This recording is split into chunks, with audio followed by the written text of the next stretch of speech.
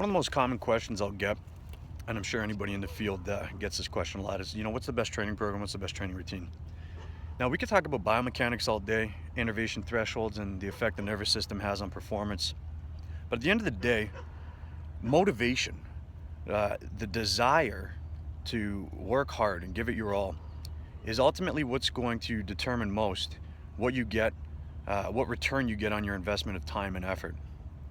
I'm going to paraphrase a couple of things that might reinforce my point here.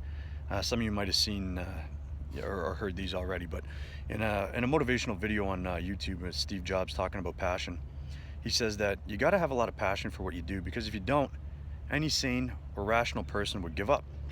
And to put in the time and effort needed for success over a sustained period of time is really, really, really difficult work to do. And if you don't do it, you're not going to maximize your return on investment. So the first thing is that you got to love what you do. Arnold Schwarzenegger says in another video that you can find on YouTube, 6 Secrets of Success or something like that. And one of the secrets is that none of my secrets will work unless you do, implying that your effort is what is going to be the greatest determining factor in whether anything works for you or not.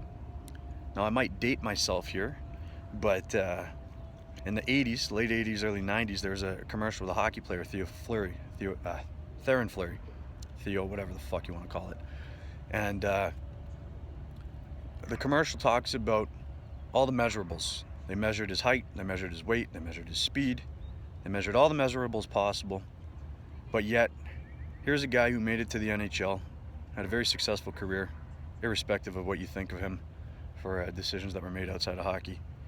And in the commercial, they say the one thing they forgot to measure was the size of his heart. And basically what's being implied there is that the time and effort and dedication and focus that he put in trumped all the other measurables. So as it relates to building muscle or getting stronger, improving your performance, the one factor that you must take into consideration when talking about what's best for you or what's best for a client or what's best for somebody else is the fact that they're a human. You cannot neglect the human element. If the individual does not like or want to do what's being recommended of them, it doesn't matter how fundamentally sound it is. It doesn't matter about the successes that coach has had with other people that have done that program. None of it fucking matters at all. So it's important to never forget that the individual performing the work and their effort that goes into it is going to be the number one determining factor in how successful they are. So when someone asks what's the best, take into consideration whether or not they like it. I have people ask me all the time, should I do this routine or that routine? And I'll say, you know what, based on your goals, this is what I'd recommend. And they'll say, well, you know what, I was kind of hoping you'd say the other thing because I like that one more. Well, if I don't take that into consideration, I am not doing justice to providing them with the answer that is going to ultimately give them the greatest return on their investment, because you cannot expect someone to put in the time and effort necessary to be successful at changing their body or accomplishing whatever goal is significant to them,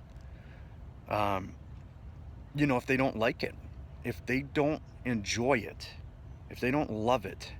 We cannot expect them to put in the time and effort necessary over a sustained period of time to make their goals a reality. So that is one thing that I wanted to share, because it is extremely important, because the motivation, the time and effort is the number one determining factor of success.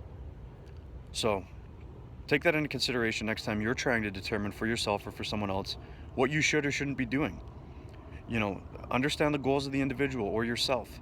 Understand biomechanics, the effect the nervous system has on performance and innervation thresholds, and whether or not you or someone else has the capacity to even recruit the muscles that they want to when performing an exercise, even in the most mechanically sound way. And understand that, whether they like what they're doing or not is going to be, a determining factor.